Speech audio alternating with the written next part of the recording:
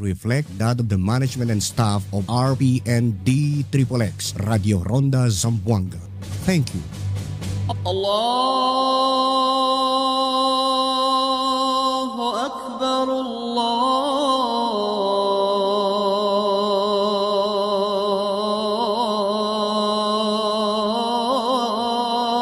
Akbar. The IDB Graduates Association and the Kapan Rizal Cooperative invites you to listen Al Risala, The Message, every Saturday and Sunday at 8 to 9 in the evening. Listen to the Islamic Hour, a program of guidance and fatwa, the monotheistic call to follow the oneness of the Almighty Allah subhanahu wa ta'ala and teachings of the Prophet Muhammad sallallahu alaihi wasallam. Al Risala, The Message, every Saturday and Sunday here at RPN D3XX Zamboanga. Bismillahirrahmanirrahim. Alhamdulillahi Rabbil Alamin. Wassalatu wassalamu ala asrafil anbiya'i wal mursalin wa ala alihi wa sahbihi ajma'in, amma ba'd. Assalamualaikum warahmatullahi ta'ala wabarakatuh. Alhamdulillah, tulad ng sinasabi namin na itong gabi ay napaka-special po, lalo na sa mga non-Muslim listeners natin. Alhamdulillah, sa mga balik Islam natin, at sa lahat po tayo na nakikinig sa station ng RPN D XXX Radio Zamboanga. Andito na naman po tayo. Ang programa ng Al Risala Radio Zamboanga ay live po ngayon, at makikita nyo kung sino man yung nag-online sa FB natin, sa page ng Al Risala at saka sa page ng RPN. Ngayong gabi po ay kaharap po namin ang isang napaka-importanteng isang alim, isang sheikh na galing sa balik Islam. Bagamat hindi ito ang kauna-unahang na nakapag-lecture dito sa aming programa, naalala po namin noon si Sheikh Muhammad Ali Granaderos, yes, ay nakapag-lecture din po dito. Insyaallah, hindi ko na po pagtatagal. Ang mga katautay manghuran, Indomini, ay kamumaino-ino, imbahasa, Tagalog, sumakawa kahatian na singgitan niyo. Ang bukding ang mga alim na to, amuin dimihil ka to pangadjian. Siya po ay nakapagtapos ng kanyang kurso sa University of Qasim sa kursong Islamic Jurisprudence o Kulyatus Sharia. At pong ipakilala si Sheikh Lawrence Omar Igia. Sheikh, pwede ho makibati ho kayo, Sheikh? Inshallah. Alhamdulillah, wassalatu wassalamu ala rasulillah, amma ba'd. Assalamualaikum warahmatullahi wabarakatuh. Sa ating mga kapatid, ang ibig sabihin ng ating pagbati ay ang kapayapaan ay sumainyong lahat, lalong-lalo na sa ating mga kapatid na mga kamusliman, at ganoon din magandang gabi rin sa ating mga kababayan. Alhamdulillah. At kasama rin po natin uban di aton ara esta noche de amon hermano uno del mga daiya aquí na ciudad de Zamboanga, no hay mga otro kung hindi si Brother Erdeos Abdul Haq Fernandez. So, assalamualaikum warahmatullahi El Paz y misericordia de Allah está con ustedes. So, buenas noches mga vivientes de Zamboanga. Ayo kala Sir Deis Fernandez y Muslim Chabacano. Y alegre ara kaya viral este programa. El ablagita el Arisala Radio aquí na RPN. Kay como esta noche ara alegre yo kay pwede yo dali kol mensahe de Islam na lengguahe Chabacano kay alhamdulillah takita na Zamboanga el mayor ya aki ablagita el mga taki mabibientes mga Chabacano. So alegre para dali el mensahe de Islam kanila. Ahora pwede kita konversa Chabacano, konversa Tagalog, nagsasalita ng Tagalog. Ako pwede rin ako magbisaya. Kaso lang hindi siguro marunong magbisaya. Alhamdulillah mga kapatid, mga katautay manguran. Napaka swerte po ng Arisala Radio Zamboanga. Bagamat itong ating Sheikh ngayon, alhamdulillah, ay kumbaga matuturing natin na very special guest ito. Insyaallah, gusto lang po namin i-anunsyo na every third Saturday of the month, every third Saturday of the month, nakatulad nitong gabi na ito, ay ilalaan po natin itong programa sa mga kapatid nating Balik Islam. At ang mag-host po ay walang iba kundi si Brother Abdul Haq Fernandez. So inshallah sa susunod na buwan at maririnig nyo na si Brother Abdul Haq na ang mag-host dito. At nandito pa rin ako, nandito pa rin kahit paano. Brother Sheikh Lawrence, Sheikh Omar na lang para medyo Sheikh Omar Igia. Pwede ho bang magpakilala kayo para mas lalo makilala ng ating mga listeners? Sa tanong po, ilan taon ho kayo nung kayo ay mag-Muslim? So alhamdulillah, ako po ay nag-Muslim noong 17 years old ako sa Batangas, alhamdulillah. At hindi ko rin inaakala na magmumuslim ako noon kasi medyo marami pa akong iniisip na mga enjoyment. Nandiyan yung pag naisip ko yung Pasko o di kaya bagong taon, parang hindi ko inakala na talagang magmumuslim ako nung time na yun when I was 17 years old. Opo. Alhamdulillah. So 17 years old na napakabata pa, nasa within na teenager pa ho kayo. Ano ba yung mga na-encounter mo, mga challenges pagdating sa, lalo-lalo na una-una sa yung magulang? Ano po yung naging acceptance nila na ikay naging Muslim? So alhamdulillah, dahil hindi po ako yung unang nag-Muslim sa amin, yung kapatid kong panganay, siya ay nag-embrace ng Islam sa Saudi Arabia. At pag-uwi niya, una niyang dinawahan yung parents namin. Pero katagalan, kalaunan, medyo tumamla yung kuya ko kasi inakala niya na hindi magmumuslim yung pamilya namin. Kasi pinupunterian niya na dawahan or paliwanagan yung parents namin. Sa loob ng 4 na buwan, parang gusto niya nang umalis dun sa bahay namin. Pero nakita niya ako na nag-Muslim at tinanggap ko yung Islam dahil sa every time na dumadating yung mga brothers, yung mga daiya doon sa amin, dinadawahan nila, kinakausap lang nila yung mga parents namin. Pero every time na nagdadawa doon, nakikinig din ako. Kaya nung nag-Muslim ako, alhamdulillah, hindi ako nahirapan kasi halos kumbaga bugbog na yung parents ko sa mga pangaral tungkol sa Islam. Kulang na lamang sa kanila ay tanggapin din nila yung Islam. Pero alhamdulillah, sa kagandahang palad ay mas nauna ako sa kanilang nag-Muslim. Mashallah, mashallah.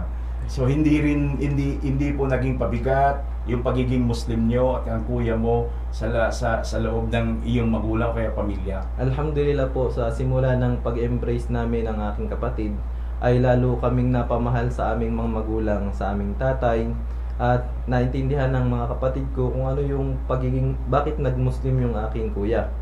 Pero ang naging problema or mga pagsubok sa amin ay hindi nanggaling doon sa loob ng bahay mismo namin, kundi doon sa ilan sa aming mga tiyuhin, sa ilan sa mga kapitbahay namin na nanggaling din sa Middle East. Sinasabi nila, ganito daw, bakit ka nag-Muslim?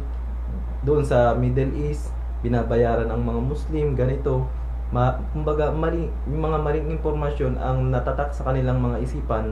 Dahil doon, narinig ko na isang beses, sabi nung isa sa mga relatives namin na sira ulo daw yung kapatid ko at pati ako, bakit daw namin niyakap yung Islam. Ganun po. Kanya-kanyang istorya, kanya-kanyang naging karanasan, yung struggle ng ating mga kapatid na Balik Islam. Alhamdulillah, sa murang edad na 17 anyos, ilan taon na ho kayo ngayon, if you don't mind, Chef? Medyo bata pa lang po. So, pasok pa naman sa kalendaryo, alhamdulillah. Mashallah, mashallah. Yung pinaka-last. Opo, 31. Just imagine So, 3 years, mahigit 10 taon pa lang. At ito po ngayon siya, kaharap natin, isa sa mga chef, isa sa mga ginagalang na alim ng ating relihiyon. May tanong din kita, Brother Abdul Haq. Saan ho kayo nag-convert at ano rin po ang naging struggle mo? Kahit in a short lang, in a short. So alhamdulillah siguro Conversa lang to Chabacano mas para bueno, intende, mas bueno alhamdulillah. pa. Magayod Pa-intende ka contigo. para sa rin na comfort zone. Alhamdulillah. Si. So alhamdulillah yan Muslimyo way back abang kita 2012. Alhamdulillah. So yan Muslimyo kay ya miracle Islam chene ela bagita basihan todo. Abang kita si ko sa abla aser ka na Islam este kaya kita kay ansina chene basihan ng Islam. So alya yun amazed ko Islam. So akil time tan lele yung mga bagita mga Islamic reading materials chene kel bagita leaflet akil Suratul Maryam ya sa na bagita na lengguwahe Tagalog. So alhamdulillah leyo ko nakil. So yan amaze yo kay chene kwento di mga Mary na Quran. Unlike akil antes sa di mi previous religion no ay ilabla story ansina. So alhamdulillah yan amaze yo alya kabli por kitchen tansina. Asa bagita yan convince ka jo abla yo akil yan decision gacho akil di miyo kuan gayod akil di mi conviction gayod na playo na este Islam amo kal tel verdad religion. So amo kay alhamdulillah abaga reason gat porque yan Muslim kay chene ele rason abagita na mga todo chene abagita basehan gayod si abagita ablata si Allah Diyos taligat chine abagita kompleto abagita mga informasyon. So alhamdulillah akil 2012 yan Muslim yo di mi edad 25 years old alhamdulillah. So akil yan Muslim yo yan shahada yung una-una kaabin nakasa lang kay chinegali kay dalayo pa leaflet pwede man Muslim solo. Okay. So yan shahada nakasa but then na feel ko mo chinik palta. So asa chinekel Islamic Center na putig yan de alya yan shahada tamen yo alya kalaga sa kurato kong Bro Omar Gonzales alayarham. Yes. Yes, so alya ilal una first lecturer kumigo. So kal alya yan shahada alya kunila asa ensinya sila kumigo na needed gad na un Muslim istudya hinahinay ko reliyon. Yes. So alhamdulillah so again to cut it short hasta engage kita na propagation del abagita del reliyon. So alegrio ara na undi ara alhamdulillah. Alhamdulillah. Pero na Dios Testament pamilya kung dito yung tata ina na kung ka na Muslim ko saya pa sa dito. Si alhamdulillah boy na pwede pregunta kaya olvidera yo. So alhamdulillah una yan Muslim di mitata. So 1 year di si pagka Muslim chini mira mga changes hindi aburat yun. So abagita may mga bisyo so mira yo abagita el grande cambio ko nile. So akil yo abla na boy no mangali si papang abagita ara ondi ele entra religion boy no gali ondi ele entra asa alya abagita ya chine poco interest asa mo kali invite ilumi Islamic Center asa mo Muslim yo. So kumitata na problema pero kung di mi lola ang malos de mas abagita ma pamilya como negative ko nila impression di mi abagita embracing of Islam. So lately pwede man realize na hindi man yung pwede man blame ko nila kasi otro kasi di mi abagita ko sa yo pwede miracle Islam na ko sa sila ya sabi por eso hablayo na si porque man sila negative is because abagita na sila pwede saka abagita authentic teachings sa Islam tamira lang sila mga abagita na mga akil mga abagita mga chine mga media chine black propaganda ng Islam so ansina so amo kel milola lang gayet kumilola lang at kumo yan struggle kay chine mga palabra habla duele para abagita kuan so anyway, at the end of the day, pwede lang. Yes. Hindi lang siyempre sila. Amo nga. Por eso, yun ang sinasabi natin kanya-kanyang karanasan. Yes. Pagdating sa mga pagko-convert, talagang meron kayong kanya-kanyang karanasan na sa mga ganyang klaseng bagay-bagay. Yes po. Napakahalaga po sa isang balik Islam yung continuous ang pag-aaral about our religion. Even us na pinanganak na Muslim na ang aming mga magulang ay walang never ending of seeking knowledge pagdating po sa pag-aaral natin. Kaya po aming ipinagmamalaki po ang aming guest ngayon na Brother Abdul Haq na isang sheikh, isang alim na nag-graduate ng Islamic Jurisprudence sa University of Qasim. Ay malaking bagay na ho ito kahit hindi na ho natin siyang tanungin at gusto po nating marinig. Ako po ay gusto ko nang marinig ang kanyang paaral sa atin. At tayo po ay makinig. Alhamdulillah, ang isang guest natin ay isang Batanggenyo. Pero yung Tagalog niya po hindi yung alae.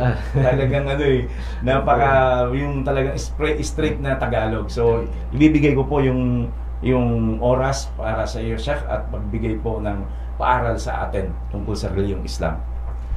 So, alhamdulillah, jazakallah khairan ka Wahid, at sa ating mga kay Brother Earl, jazakallah khairan Brother Abdul Haq. Una sa lahat, tayo ay nagpapasalamat sa Allah na wayang kapayapaan, pagpapala at habag ng Allah subhanahu wa ta'ala ay mapasa kanyang propeta na si Muhammad sallallahu alaihi wasallam, sa kanyang pamilya, mga kasamahan at sa lahat ng mga taong tumahak sa matuwid na landas hanggang sa huling araw.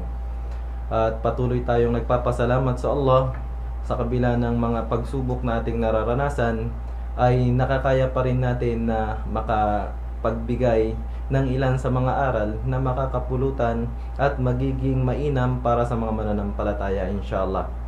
Misdaqan liqawlillahi ta'ala, wa dhakkir fa inna dhikra tanfa'ul mu'minin. Sinabi ng Allah subhanahu wa ta'ala sa pinakamalapit na kahulugan, at magpaalaala ka dahil ang paalala ay mainam. Ito ay nagiging maganda ang magiging resulta nito para sa mga mananampalataya.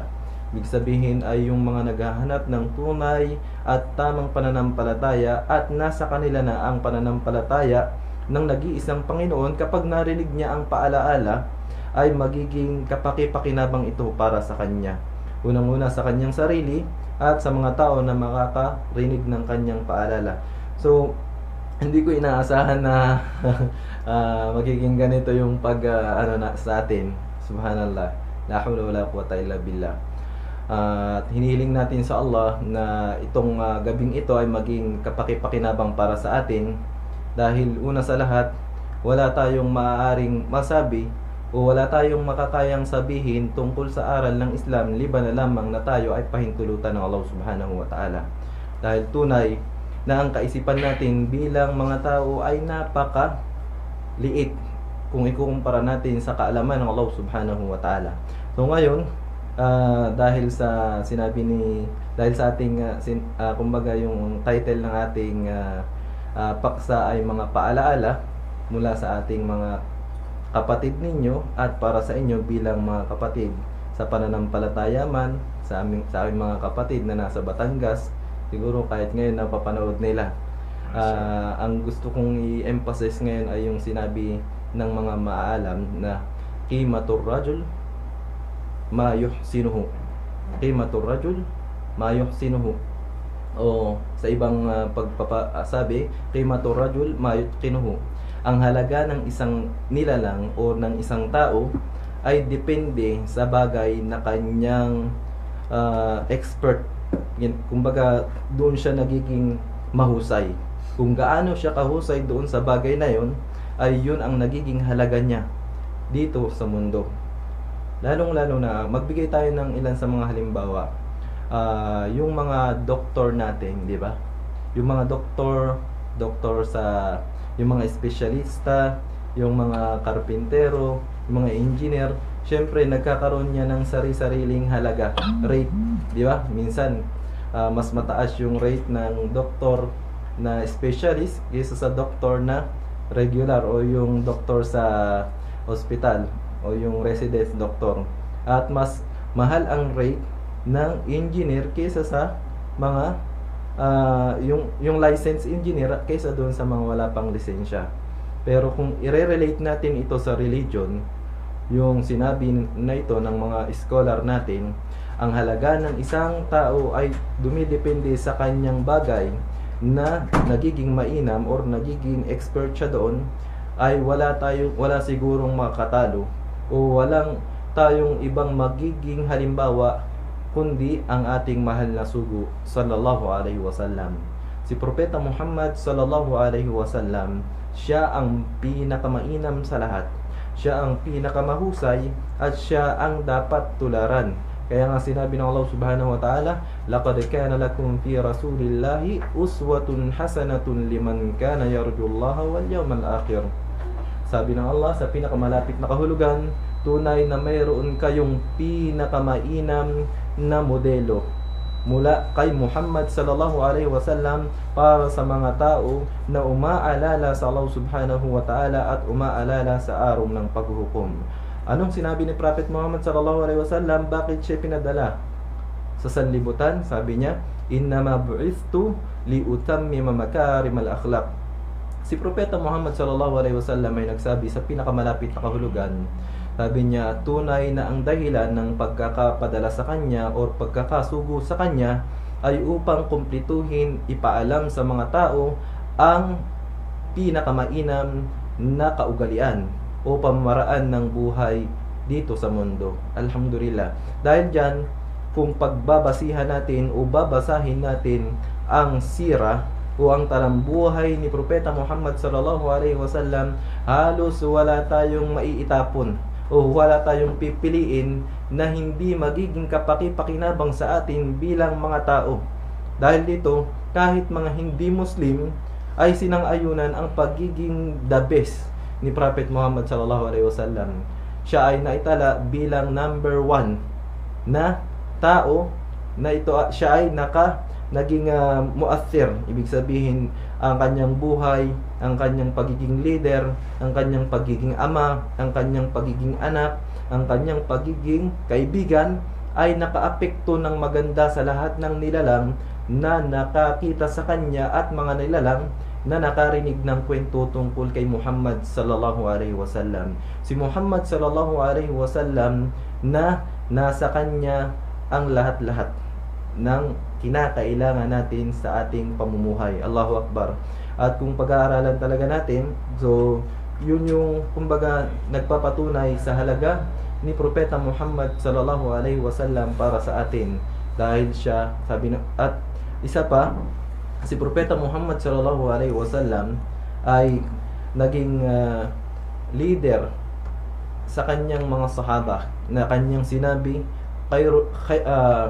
sabi ni Prophet Muhammad sallallahu alaihi wasallam, khairul quruni qarni thumma alladhina yalunahum thumma alladhina yalunahum. So kung pag-aaralan natin ang buhay ni Propeta Muhammad sallallahu alaihi wasallam na pinakamagandang halimbawa at tao na nakarating sa pinakamataas na antas bilang propeta ng Allah subhanahu wa ta'ala, ay dapat din nating pag-aralan ang sumunod sa kanya. Walang iba kundi ang mga sahaba ni Propeta Muhammad sallallahu alaihi wasallam. Una na riyan si Abu Bakar, si Umar, si Uthman, si Ali radhiyallahu anhum, at ang iba pang mga sahaba ridwanullahi alaihim ajma'in. So sila ay mga naging mahalaga sa pananampalatayang ito. Dahil dito isinulat din ang kanilang mga talambuhay at pinakinabangan ng mga tao. Nandiyan na yung nagkaroon ng book o kitab tungkol kay Abu Bakar as-Siddiq radiyallahu anhu, kay Omar, kay Uthman, at saka kay Ali, at ilan pang mga sahaba. At dahil dito, narinig din natin kung ano ang kanilang pamumuhay bilang mga Muslim. At merong isang kataga na naiulat tungkol sa kanila na ito ay magiging relate sa ating buhay sa ngayon. Na sabi nila, ang mga sahaba ni Prophet Muhammad sallallahu alaihi wasallam, iba medyo nalalapit na ngayon yung buwan ng Ramadan. Allahumma balig na Ramadan. Naway paabuti ng Allah subhanahu wa ta'ala ang ating buhay sa susunod na buwan ng Ramadan.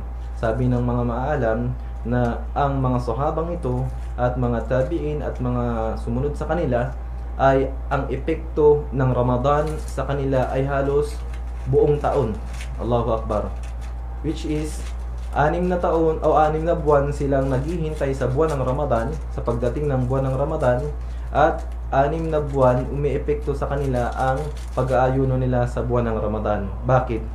Dahil ang kanilang mga puso ay naging kumbaga naapektuhan ng Quran ng Allah subhanahu wa ta'ala at sunnah ni Muhammad sallallahu alaihi wasallam. Na ano yung sinabi ni Prophet Muhammad sallallahu alaihi wasallam para ganito na lamang ang pagiging epekto ng Ramadan sa buhay ng mga sahaba, sa buhay ng mga tabi'in, sa buhay ng mga salafus salih o mga matutuwid na Muslim. So magbigay din tayo ng isa na hadith na inshallah ito ay maaaring kapulutan natin ng aral. Yung hadith na sinabi ni Propeta Muhammad sallallahu alaihi wasallam, actually ito po ay naging isa sa mga baon ko nung tayo ay nag-aaral pa sa institution at sa university. Ito yung hadith ni Prophet Muhammad sallallahu alaihi wasallam na sinabi niya na ihris ala ma yanfa'uk wasta'in billahi wala ta'jaz.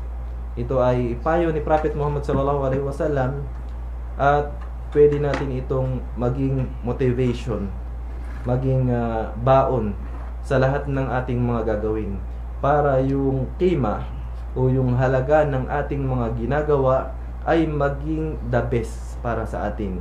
At tayo ay kumbaga magawa natin yung pinaka the best na gusto nating maging resulta ng bawat gawain nating gagawin. So, i-translate natin yung hadith na sinabi natin tungkol kay Prophet Muhammad sallallahu alaihi wasallam. O sabi ni Propeta Muhammad sallallahu alaihi wasallam, ihris ala ma yanfa'uk. Mag-focus ka, pahalagahan mo ang bagay na magiging kapaki-pakinabang sa'yo. So, ito yung bagay na gumigising sa atin, sa mga Muslim man or sa mga hindi Muslim, para maintindihan kung ano ang kanyang iisipin, kung ano ang kanyang gagawin.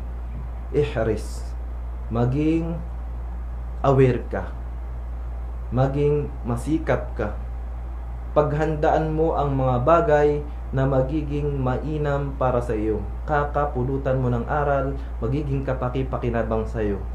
So bilang Muslim, kung pinagninilay-nilayan natin ang hadith na ito, anong bagay ang magiging kapaki-pakinabang sa atin sa buhay dito sa ibabaw ng mundo? So nandyan na, syempre, ang karamihan pagka pinag-usapan yung bagay na magiging kapaki-pakinabang sa kanya, ang iniisip nila o ang sinasabi nila ay yung kanilang degree, di ba? Yung kanilang mga tinapos, o di kaya ay yung kanilang mga title, titulo. Pero sa totoo lang, ang pinaka kapaki-pakinabang na bagay na dapat nating pagtuunan ng pansin ay ang pagpapalakas ng ating sarili bilang mga mananampalataya sa Allah subhanahu wa ta'ala, o sa ating pananampalataya o sa Islam. Sa paanong paraan? Ito ay sa pagtugon sa tawag ng Allah subhanahu wa ta'ala every day, 5 times a day. Ano yung sinabi ng Allah? O sinasabi ng tinatawag ng Allah sa kanyang bahay o sa mga masjid, hayya 'alas salah, hayya 'alas salah, hayya 'alal falah, hayya 'alal falah. Allahu Akbar. So ito ay kumbaga siguro naririnig ito ng mga hindi pa Muslim nating mga kapitbahay, at kung maintindihan lamang natin itong katagang ito, na ang ibig sabihin, halina sa pagdarasal, halina sa pagdarasal, at halina sa pagtatagumpay, halina sa pagtatagumpay. So ito po yung meaning ng adhan na naririnig natin 5 times a day na itinatawag sa bawat masjid na kapitbahay natin. So yun po yung kumbaga dito minumulat ng Allah subhanahu wa ta'ala ang mga tao, lalong-lalo na ang mga Muslim na nakakarinig at nakakaintindi ng tawag na ito ang sinabi ni Prophet Muhammad sallallahu alaihi wasallam doon sa hadith, ihris ala ma yanfa'uk. Pahalagahan mo, pagsumikapan mo ang bagay na magiging kapaki-pakinabang sa iyo. Una na rito, ang 5 beses na pagdarasal sa isang araw. So ang mga Muslim, 5 beses nagdarasal sa isang araw para maging aware siya sa kanyang buhay at malaman niya kung ano ang kanyang gagawin after ng sala. Maging ready siya sa kanyang mga iisipin, sa kanyang mga planong gagawin, dahil dito magiging madali para sa kanya ang kanyang mga gagawin. So ito po yung unang sinabi ni Prophet Muhammad sallallahu alaihi wasallam, ang pagiging aware natin sa mga bagay na magiging kapaki-pakinabang sa atin. So yung sala magiging kapaki-pakinabang sa atin dito sa ibabaw ng mundo. Bakit? Dahil magkakaroon ng magandang flow ang ating dugo, yung ating routine. So yung iba, subhanallah, mayroong ibang mga ito ay siguro nangyayari mayroong ibang mga hindi pa Muslim, halos kapag ka nakarinig ng adhan na nung bagong masjid na itatayo sa kanilang bahay, medyo sinasabi nila medyo maingay naman yung adhan na yan. Pero nung nakasanayan na nila na naririnig ang adhan every 5 a.m. or 4 a.m., halos nagustuhan na nila. Bakit? Dahil every time na naririnig daw nila yung adhan na yon, ay halos naintindihan nila na kailangan na nilang gumising sa madaling araw sa oras na yon. So doon pa lang nakikita natin ay Allahu Akbar, effective at talagang kapaki-pakinabang itong sala para sa mga Muslim at sa mga tao na nakapaligid sa masjid na tumatawag ng pagsasala. At dito natin makikita ang halaga ng isang Muslim sa kanyang pangangalaga sa sala na inubliga ng Allah subhanahu wa ta'ala. Sinabi ng Allah, "Inna salata kanat 'alal mu'minina kitaban mawquta." Tunay na ang sala ay mayroong oras na nakatalaga na ito ay inilaan o ito ay ibinawang specific ng Allah subhanahu wa ta'ala para sa mga mananampalataya. At ano yung magiging epekto ng sala para sa lahat ng tao? Inna salata tanha 'anil fahsya'i wal munkar wa la dzikrullahi akbar wallahu ya'lamu ma tasnaun. Ito ay magiging solusyon sa lahat ng mga problema, sa lahat ng mga suliranin. Mawawala ang sama ng loob dahil sa mga masasamang naririnig ay hindi manggagaling sa isang nagsasala. Mawawala yung sigalot o mawawala yung awayan. Mawawala yung lahat ng mga masasamang bagay na nasa paligid natin, at ito yung una dapat nating bigyan ng pansin bilang mga Muslim. At sa mga hindi pa Muslim, tanggapin po natin ito bilang magandang paalaala na ang mga nagsasala ng 5 beses sa isang araw ng mga Muslim, ito yung mga Muslim o ito yung mga tao na makakatulong sa atin para maging peaceful, magkaroon tayo ng harmonious na pamumuhay doon sa ating environment. At pagkatapos, sinabi ni Prophet Muhammad sallallahu alaihi wasallam, "Wasta'in billah." Ibig sabihin, humingi ka ng tulong sa Allah subhanahu wa ta'ala. Alam natin na hindi tayo perpekto. Hindi lahat ng oras kaya nating pumunta sa mga masjid dahil nandyan na yung napapagod yung ating katawan, o di kaya madalas nagiging busy tayo, lalong-lalo na kung tayo ay nakagraduate sa mataas na degree o magandang degree. Sinabi ni Prophet Muhammad sallallahu alaihi wasallam, kung malaman mo na ito yung kapaki-pakinabang na bagay sa iyo, yung sala ang kapaki-pakinabang na bagay sa iyo, at ito ay kumbaga nagsumikap ka, pero dahil sa pagiging tao na sinabi rin ni Prophet Muhammad sallallahu alaihi wasallam na itong tao na ito ay madalas nagkakamali, madalas itong kumbaga kung sa Arabic ang tawag sa tao insan, kathirun nisyan, maraming beses na nakakalimot, maraming beses na nagkakamali. Dahil dito sinuportahan ni Prophet Muhammad sallallahu alaihi wasallam yung unang advice niya, yung unang paalala niya na huwag ikaw ay humingi ng tulong sa Allah subhanahu wa ta'ala. Bakit? Dahil tayo ay nilikha niya at alam niya kung ano yung mga pangangailangan natin, at siya lamang ang makakatulong sa atin sa lahat ng ating mga pangangailangan. Ito man ay financial, physical, spiritual, o di kaya ay mental na pangangailangan, itong lahat ay ibibigay ng Allah subhanahu wa ta'ala. At sa subhanallah, Allahu Akbar, sa napakagandang hadith na ito ni Prophet Muhammad sallallahu alaihi wasallam, hindi iniwan ni Prophet Muhammad sallallahu alaihi wasallam ang isang mananampalataya na mag-ijtihad sa kanyang sarili or magsikap sa kanyang sarili. Kinakailangan natin na humingi lagi ng tulong sa Allah subhanahu wa ta'ala, at kung dumating man ang pagkakataon, ito yung pakumpletuhan ng hadith. Sabi niya, wala ta'jaz. Kung dumating ang pagkakataon na nalaman mo kung ano yung bagay na magiging kapaki-pakinabang sa iyo, halimbawa, nalaman mo na yung except doon sa sala, nalaman mo na yung pag-aaral ang mainam para sa iyo, lalong-lalo na pag-aaral sa iyong din. Nag-aaral ka na nag-aaral dahil alam mo yun yung magiging kapaki-pakinabang sa iyo. So, humingi ka ng tulong sa Allah subhanahu wa ta'ala. Ganon din, halimbawa, nakita mo yung da'wa o yung i-invite sa mga hindi pa Muslim o di kaya pagpapaliwanag ng Islam sa mga tao all over the world ay magiging kapaki-pakinabang sa'yo. Nagsumikap ka na mag-aral ng pagdadawa, humingi ka ng tulong sa Allah subhanahu wa ta'ala, pero yung pag-aaral mo, yung pagdadawa mo, parang nakikita mo at maging yung sala mo ay nakikita mong nagiging hindi pa rin ito yung resulta na gusto mong makita sa'yo bilang isang Muslim. Sinabi ni Prophet Muhammad sallallahu alaihi wasallam, wala ta'jas, at huwag kang panghihinaan ng loob. Huwag kang panghihinaan ng loob. Huwag kang magpapatalo sa mga nakikita mo, dahil ang Allah subhanahu wa ta'ala wasi'at rahmatuhu kulla shay.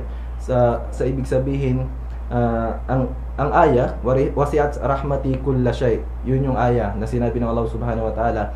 Pero ang ibig sabihin nito sa ating wika, tunay na nasasakop ng awa ng Allah subhanahu wa ta'ala ang lahat ng bagay. So kung nagsumikap ka, ikaw ay humingi ng tulong sa Allah subhanahu wa ta'ala, nakita mo na ito ay hindi nagkakaroon ng magandang resulta, huwag kang panghihinaan ng loob, dahil kapag pinanghinaan ka ng loob, doon papasok ang pinakamalaking kalaban ng isang tao. Walang iba kundi ang Satanas o ang Shaitan, na gusto niya mula sa atin ay tayo ay maging kasama niya or makatulad sa kanya, na siya ay kinamuhian ng Allah subhanahu wa ta'ala at nasawi. Bakit? Dahil wala sa kanya yung payong ito ni Prophet Muhammad sallallahu alaihi wasallam, at ang alam lamang, wala sa kanya yung pangatlo.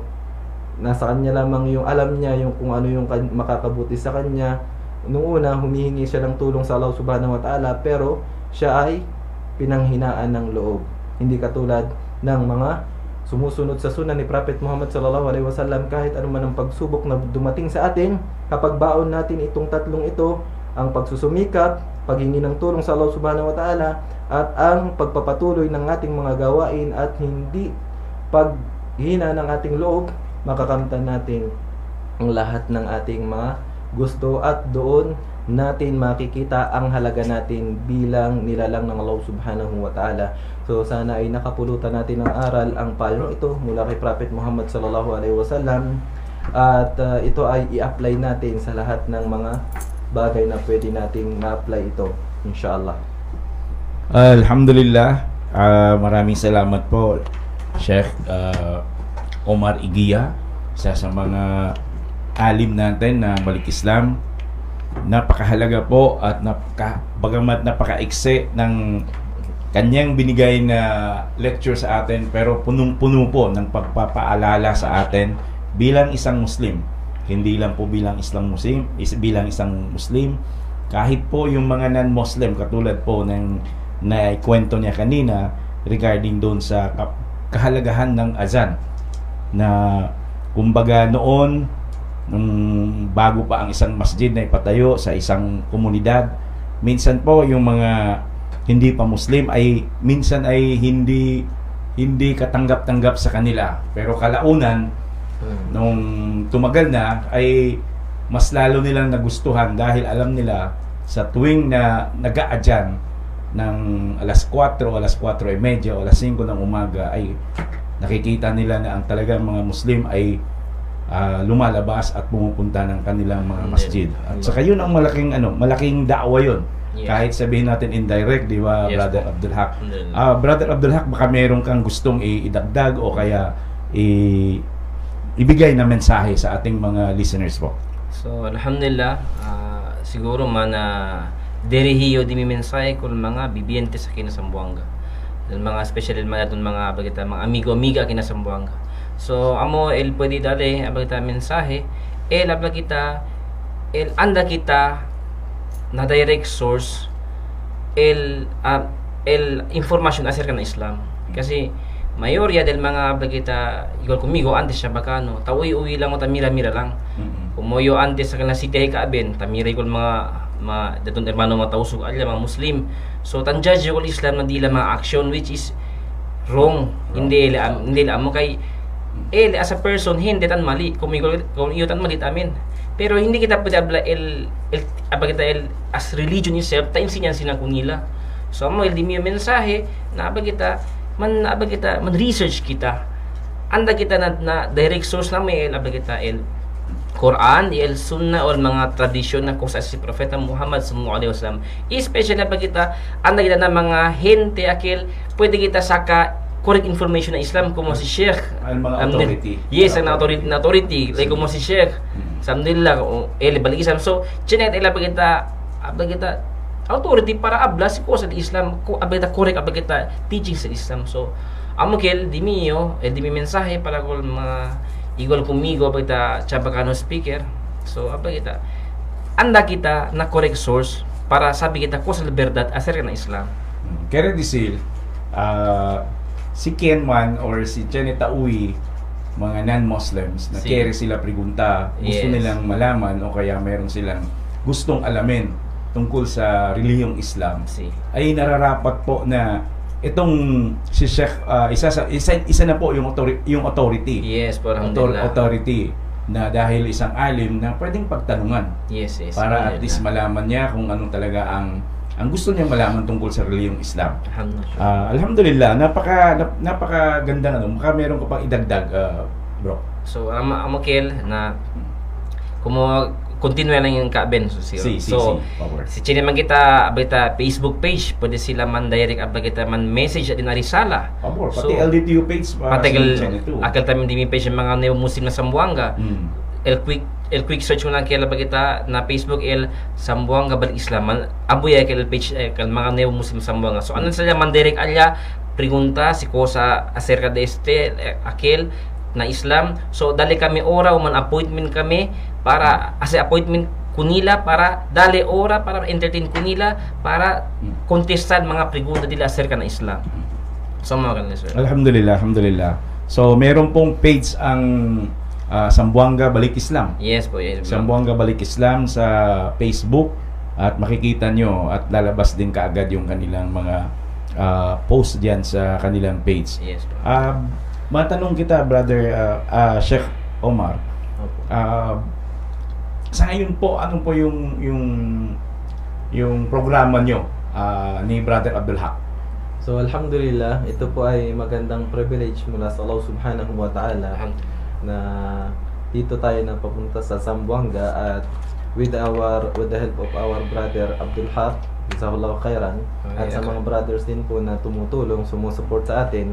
Meron po tayong mga programs tulad halimbawa ng every Sunday lecture or follow up para sa mga Balik Islam. Ito po ay ginaganap sa Masjid As-Salam.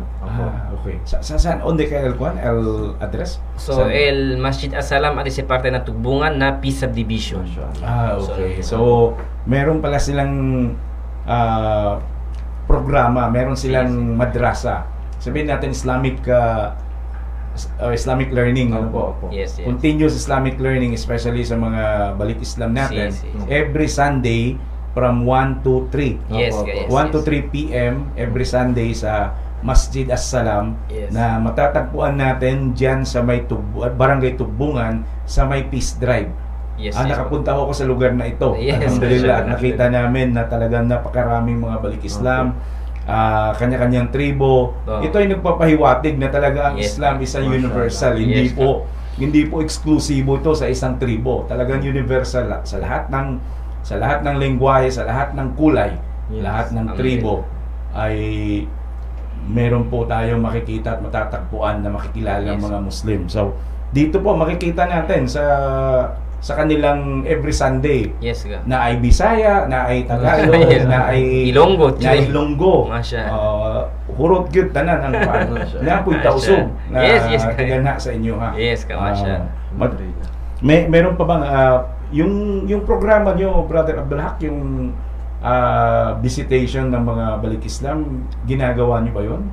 Brother Asher? So alhamdulillah nagawa po namin ito nung nakaraan. Kaso dahil po sa pagiging busy at bagong lipat po ng bahay kaya hindi po nagawa. Pero yun nga po, kung mayroon po kayong gustong papuntahan sa amin kay Brother Abdul Haq, bibisitahin yung mga Balik Islam, ay welcome po inshallah. Alhamdulillah.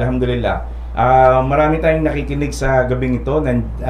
Salam kami kay Sarah Rosie Limboy, di Masangkay. Masya Allah. Tagalog po yan. Ay talaga, maraming salamat po. Assalamualaikum warahmatullahi wabarakatuh. Waalaikumsalam warahmatullahi ta'ala wabarakatuh. Kay Alkanul Kaluang. Ay, si Kuan, jatong barkada, Kak, Masya Allah. Watching from Al-Ula, KSA. Masya, Si Saudi yan. Amir Bundad.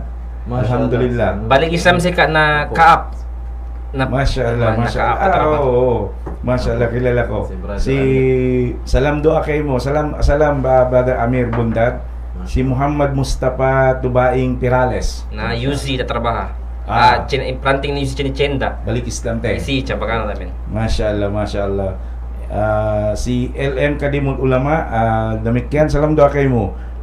Sa anak ko, nakikinig at watching si Emir Zuhair Lutian. Masya Marami po, sina Abdurakid Dami, Auntie Kimildi Ijiran, salam doa kanyo katan.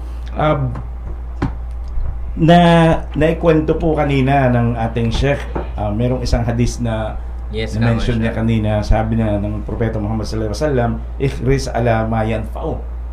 Ibig sabihin, pahalagahan ang mga bagay na magiging mahalaga o kapakipakinabang sa atin, sa ating kaya nga napakahalaga rin na dapat katulad ng sala na sinasabi niya kanina ay mahalagang ano na po yun sa atin na bilang isang Muslim ay dapat pahalagahan natin. Kaya po tayong mga Muslim, ito rin po ang pagkakaiba natin sa ibang relihiyon na makikita kung sabi nga ng mga ulama, correct me if I'm wrong, Sheikh, na ang differentiate between a Muslim and a non-Muslim ay yung mga tayo po na mga Muslim ay nagsasala. Yes. Yung mga ganun po. So hindi ho yung hindi po, wala po kaming sinasabi na masama po yun, pero yun lang po ang Yes. differentiate natin, ang pagkakaiba natin sa kanila. So tayo po mga Muslim ay tulad po ng sinasabi natin ay walang tribo, wala hong lingwahe. Yes. Masya Allah. tayo po ay nagkakaintindihan pagdating sa relihiyon natin. Kaya at dito po at makikita mo yung tunay na pagmamahalan, tunay na yung kapatiran Yes, Kak, Masya sa Allah. relihiyong Islam, at dito mo rin po mararamdaman ang yung bang kahit bago ka dumating sa isang komunidad Opo, Masya pero Allah. malaman na isa kang Muslim, alhamdulillah, Masya Allah. At katulad po nung na-meet namin si Sheikh Omar, talagang masaya rin po kami dahil nakilala namin ang isang Sheikh na nandito sa ating lugar. Yes, alhamdulillah. So welcome po Sheikh, we welcome po namin kayo ulit kahit dito sa online at saka sa radyo. Sa mga island barangay, marami pong nakikinig sa atin. Marami pong nakikinig sa atin sa mga island po. Kumbaga, hindi lang po ito sa Facebook, pero ang marami pong nakikinig sa atin yung sa AM station kasi malayo po ang naabot nito. Umaabot po ito ng Sulu sa may Pangutaran, at dito po sa may Sibugay umaabot din po itong programa natin. Allahu Akbar. Ganun po yun. Brother Abdul Haq, baka meron kang gusto pang i-mensahe o kahit isalam mo yung mga pamilya mo. Yes, so alhamdulillah, una-una tarindi grasya kung Allah kay yabira ole ese ang sinang programa. Alhamdulillah, especially como ese área dale ustedes abita slot para na mabalik Islam. Alhamdulillah. Kay amugat si el abita dimi deseo, el puede darle con mensaje de Islam na lengguahe Chabacano. So tarindi gracias kung Allah, una-una abita después tarindi gracias con Allah, tapi también yung gracias con mga gente kada posible para chin ese programa, como especially con Certin y el hombre na fuerza de Mercedes, si Kawahid, alhamdulillah, alegre ka siya, alhamdulillah. So, tan salam yung kundi mi esposa Alina na casa, si Almira Reñedo, di mi anak si Abdullah, kundi mi tata si Samuel Fernandez na DNR, alhamdulillah. Mga parinit ito na bolong ka. Buenas noches Ali, mga de Ihan Santos, palitan mga Salazar Ali. So buenas noches con ustedes. Yes, Masya Allah, last time. Sa kita tayo na Mala Bolong. Masya Allah, Masya Allah. Meron tayong isang masjid doon sa Mala, sa may isang sitio ng Barangay Bolong. Nire-renovate po natin ngayon. Although kasi nagsimula tayo doon sa pakunti-kunti hanggang sa ngayon, alhamdulillah, pati 2 classroom na madrasa nilagyan po natin. Mashallah. So po. inshallah ipopost din po natin Yes. yun. Hindi ibig sabihin na riya, pero ang ibig sabihin po natin ay i-challenge natin yung ibang mga kapatid natin na Yes, hindi ma'am. po yung ang pagpapakita natin ng gawaing mabuti ay at least makikita na hindi naman po sa atin yung pera, kung Yes. naging Opo. bridge lang tayo. Mashallah. So sabi ko nga sa mga alim natin, itanong namin kung pwede ba namin i-post yung mga ganun dahil hindi naman po galing sa amin. Kumbaga tayo lang siya ay naging tulay lang Yes. doon Mashallah. sa isang proyekto, sa mga maraming proyekto po dahil sa pagtitiwala sa atin ng ating mga kapatid. Marami pong nakikinig din sa atin sa ngayon gusto ko rin po isalam Masya Allah, salam doa mga kataw tay manghuran, lawi-lawi in Aminyanan na hugha radio station, especially ini Island Barangay. Actually, itong programa natin, this is sponsored by IDB, Graduate Alumni Association. Mashallah. IDB po ay Islamic Development Bank, Graduate Alumni Association. Pag nag-graduate na po sila, ay nagkaroon sila ng isang organisasyon na ito po yung naging ito yung isa sa mga advocacy. Ito po isa sa mga program na ginawa nila, itong radio program. Balikat ka, Sa balikat, Davao. masya. Kaya maraming, sa pamumuno po actually, hindi lang po siya presidente ng Arizala Radio Zamboanga, siya rin po yung presidente ng IDB, Graduate Alumni Association. Kaya maswerte rin po kami. Itong ginagawa natin ito ay volunteerism, pero alhamdulillah nakasama tayo sa ganitong klaseng advokasya na alam natin ay ito po ay kakabuti sa ating relihiyon, lalo na po sa ating mga kabataan na nakikinig at pwede nating magabayan sa pamagitan ng Radio Da'wa. Brother Sheikh Omar Igia, baka pwede mong isalam, alam ko nandiyan nanonood sa Facebook ang iyong pamilya at na nasa Batangas, from Batangas, all the way from Batangas. Sige po, bigay ko po yung oras sa iyo. So, alhamdulillah, bumabati tayo sa ating mga pamilya. Actually, hindi po ako sanay sa ganito. Kaya pagpasensyahan niyo na po ako. Ngayon lang yan. Ngayon lang po ito. Pero inshallah, sasanayin natin yung sarili para sa Allah subhanahu wa ta'ala. Tulad nga ng sinabi ni Kaabin, na hindi naman ibig sabihin nakikita tayo is ito ay riya na. Kumbaga, kung hindi tayo gagawa ng ganito, hindi makikita ng mga tao kung ano yung kabutihan na dapat nilang gayanan. So dahil dito ay ginagawa natin ito. Sana ay tanggapin ng Allah at bigyan pa ng Allah subhanahu wa ta'ala ng mas maraming biyaya yung mga tumutulong sa atin. So babatiin ko yung aking mahal na asawa, si Umair, mashallah, at yung mga nanonood na mga kamag-anak sa Batangas. Assalamualaikum, kasi lahat ng pamilya namin, nanay ko, tatay ko, at yung mga kapatid ko ngayon ay Muslim na, alhamdulillah. At yung ibang mga relatives, sana ay gabayan sila ng Allah subhanahu wa ta'ala. At yung mga estudyante natin, every Sunday, mashallah, sila po yung binanggit ni Kaben kanina. So, assalamualaikum sa inyong lahat. Alhamdulillah, gayon din po, amin pong binabati ang iyong pamilya nasa Batangas. Ay maraming salamat din po sa pagpaubayan nyo sa inyong anak at sa inyong kapatid na nandito sa amin. Alhamdulillah, kami po ay ginagalak din po na wini-welcome at aming wini-welcome talaga ang ating Sheikh na si Sheikh Omar Igia. Alhamdulillah. Ganun din po salam sa mga estudyante ng As-Salam. Masjid As-Salam. Masjid As-Salam sa mga balik Islam. So bukas may klase kayo. Alam ko bukas may klase kayo 1 o'clock. At wag ho kayong wag ho kayong malate. Wag magpupuyat po ngayon. Wag po magpupuyat. Maraming salamat po sa inyong lahat. Maraming salamat. Magkikita rin inshallah by next month, every third Saturday of the month ay bibigay po namin itong oras na ito sa ating mga balik Islam. At sa mga kapatid naming tausog, alhamdulillah, bang kita niyo makahatira magtagalog ando kailo at tawakan Chabacano, malingkat na inamin suportahan na to in program nila, especially every third Saturday of the month diha Arizala Radio Zamboanga.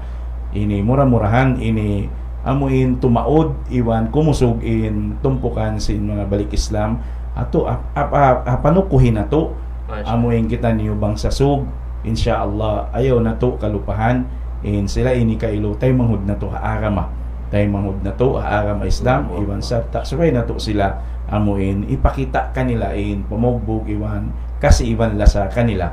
So insyaallah magsukol tuod pa mga ini nanay hug insyaallah konsum in dimihil kato lecture Sheikh Ahmad Ghazi Zazi amuin first ini religious da'wa religious lecture na to konsum amok ding ha mga faculty members in Addia Mahad Addia suko nila in sa kahawa ini Ahad mura-murahan manayng hugkitan yung konsumdum same time 8 to 9 ayaw na to kalupahan i-share na to bang ini kamo maka-live na i-share na to pa mga katay manghuran sa wabin ini malaggo na ini pahala biyan na sin pagyan sin kapuruhan in amuin tayma nila in panawag-tawag ato in da'way ato siwo da in karayawan sin amuin nag-share ka iwan sin amuin yaon na nawag-tawag. So ati ko baha may nang neto mamarahin na kato wayron di sa maig kato amuin i-share na to in amuin program at tawakan lecture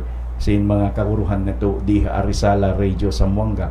Mabay ako salamon in ini president sin Arizala Radio Zamboanga, Ivan president sin IDB Graduate Association, yarisan kay Luhi brother team Ijiran, Ivan sin ahli niya. Salam doa kay mo bro, ini yari kay Luha radio station biyaon. Police Mikdad Sali, salam doa damikyan, maray nag-attend ko yan class. Ngayon ako ni na absent na. Maray ini ma-fail na tuod. Na iban na ahli mo kanong muhay tam ina sin kantam-tam iban na kanina mo salam doa damikyan. Pa Addia Foundation salam doa pa mga katawtay mong orang kaburuhan na mo. Pa Arizala family damikyan salam doa kanyo. Yari sa bihaon nilang buk ding mga indo aring ha board of directors in Arizala. Yari hibugso Moner Isnain amoy nang bukding ha mga well-known vloggers in Zamboanga.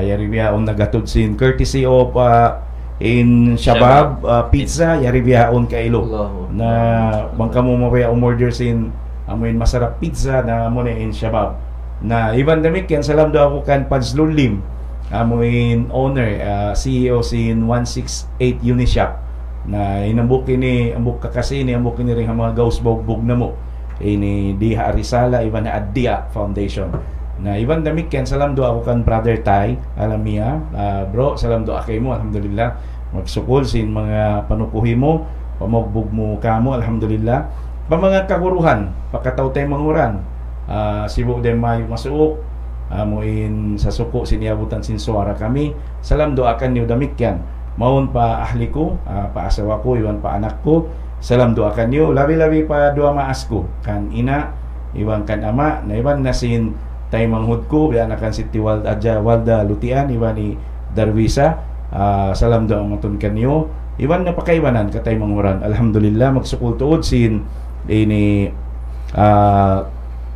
amuin pagayupot para maas na to yan alhamdulillah iwan pa ini uwangan ko maun pa Aljahra Village pa family dami kana pa Rahim dami iwan kan Wadji Rohana dami Ajul Kipli dami salam doa pakatan sin katawtay manguran kanu to Reb Abdurakib Engineer Abdurakib dami salam doa kay mo to welcome to Zamboanga again iwan kan brother Jojo Abdul Salam the executive assistant of the mayor for Muslim Affairs salam doa kay mo bro biya mga last na sin program sin kami amuin wa imawot na waktu insyaallah pagbalikan konsum in Dimil Kato lecture Sheikh Ahmad Ghazi adeng ha Addia Mahad Addia mura-murahan mga katay manghuran nakakakita niyo pangadyan harumini insyaallah mamaid in tay manghud niyo halapal pagkasiwan lasa.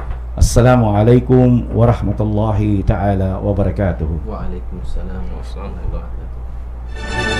RPN Radio Philippines Network Radyo Ronda D-Triple X Zamboanga Member Kapisanan ng mga